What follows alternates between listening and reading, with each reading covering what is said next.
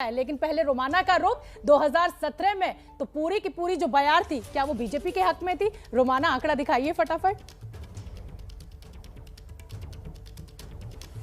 देखिए, पश्चिमी उत्तर प्रदेश की अगर बात की जाए तो उत्तर प्रदेश के 4 हिस्से जो एबीपी न्यूज ने आपकी आसानी के लिए बनाए हैं, उनमें सबसे बड़ा हिस्सा यही पश्चिमी उत्तर प्रदेश है। 136 विधानसभा की सीटें इस हिस्से में आती हैं और किसान आंदोलन की सबसे मजबूत जमीन या फिर एक तरीके से गढ़ के तौर पर यह हिस्सा उभरा। यहीं पर किसानों की बड़ी महापंचायत हुई और ये वो आंकड़े 2017 के जो ये बताते हैं कि किस तरीके से ये पश्चिमी उत्तर प्रदेश जो जाट मुस्लिम भाईचारे के लिए जाना जाता था, जहां पर ये जाट और मुसलमानों का समीकरण किसी के लिए भी खेल बना सकता था, बिगाड़ सकता था, उसमें किस तरीके से दरार पड़ी और कैसे बीजेपी इन 136 में से 109 सीटें अपने पाले में ले गई। 2017 में समाजवादी पार्टी 21 सीटें, कांग्रेस के खाते में 2 सीटें, बीएसपी को मिली 3 सीटें, अन्य के खाते में 1 सीट गई। लेकिन इस बार मिजाज बदलेगा, क्योंकि इस बार आरएलडी और समाजवादी पार्टी का गठबंधन, और ऐसे में इन 136 सीटों पर किसका दबदबा देखने के लिए मिलेगा, इसी डेटा सेंटर से आगे वो सबसे बड़ा आंकड़ा भी आपको दिखाएंगे। फिलहाल एक बार फिर से आपको लेकर चलेंगे शोभना के पास।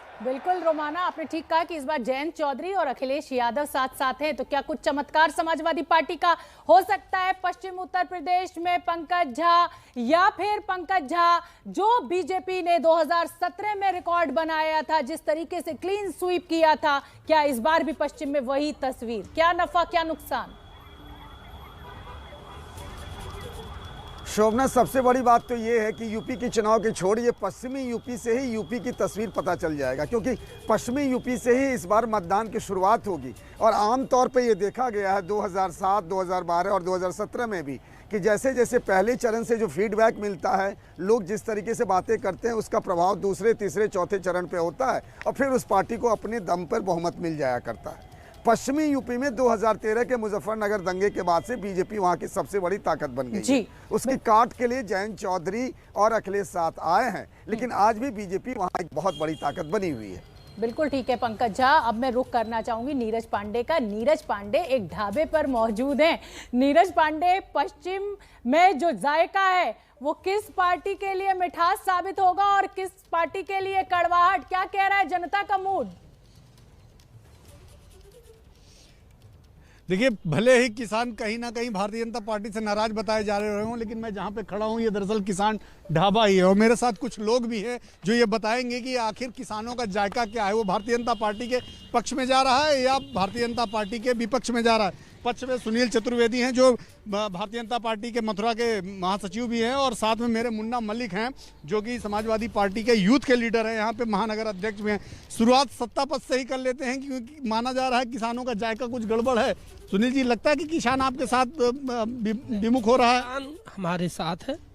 किसान एक चीज़ को लेकर जो परेशान है, किसान बार बार कहता है कि गायों से, जानवरों से हमारी फसल का नुकसान हो रहा है।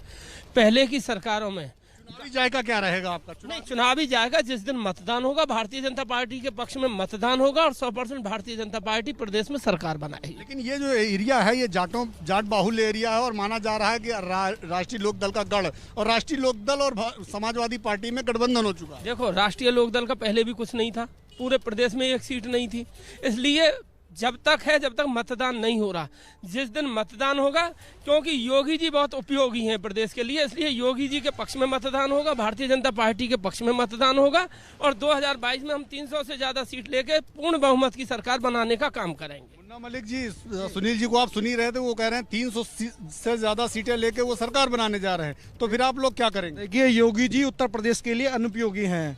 मथुरा की बात करूं मैं, ये बहुत किसान बाहुल्य क्षेत्र है और यहाँ जाटों की आबादी सबसे ज़्यादा है। यहाँ समाजवादी पार्टी और रालोद गठबंधन 5 सीटों पर भारतीय जनता पार्टी की जमानत जब्त करने का काम करेगा।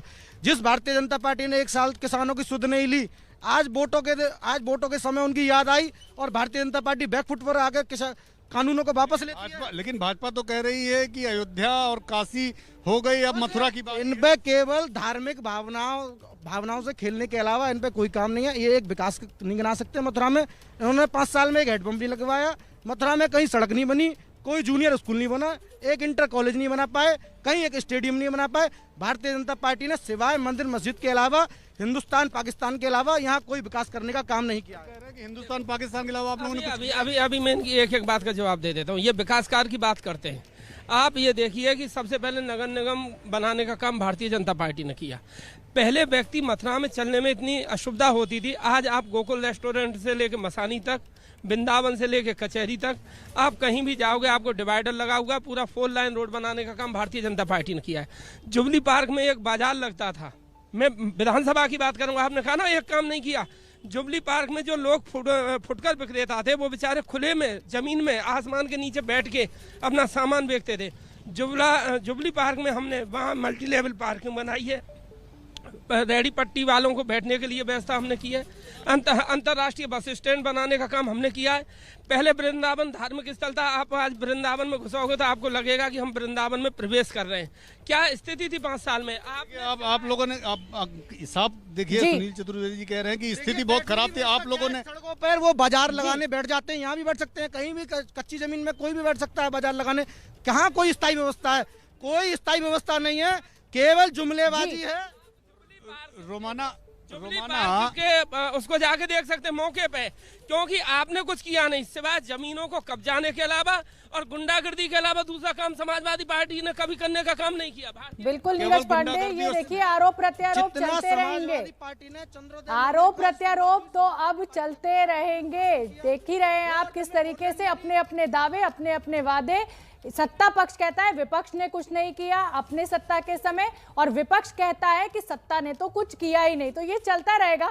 अगला जो आंकड़ा है, लेकिन उससे पहले मैं ये बताना चाहती हूँ कि ये जो टैली आप देख रहे हैं, इसमें उत्तर प्रदेश की 403 सीटों का आंकड़ा भरा जाएगा सी वोटर के सर्वे के द्वारा। हम मणिपुर की अगर बात करेंगे तो 60 सीटों का, उत्तराखंड की 70 सीटें, गोवा की 40 सीटें और पंजाब की 117 सीटें। तो जहां आप 0-0 देख रहे हैं ना, बस अब से कुछ ही देर बाद यहां आंकड़ा भरना शुरू हो जाएगा। क्या है जनता का मूड? सीधा रुख रोमाना का जो हमें बताएंगी बुंदेलखंड का डाटा 2017 में किसके पक्ष में गया था। यहां प्रधानमंत्री की बड़ी रैली हुई है और अखिलेश यादव कह रहे हैं कि बुंदेलखंड से तो सुपड़ा साफ हो जाएगा बीजेपी का।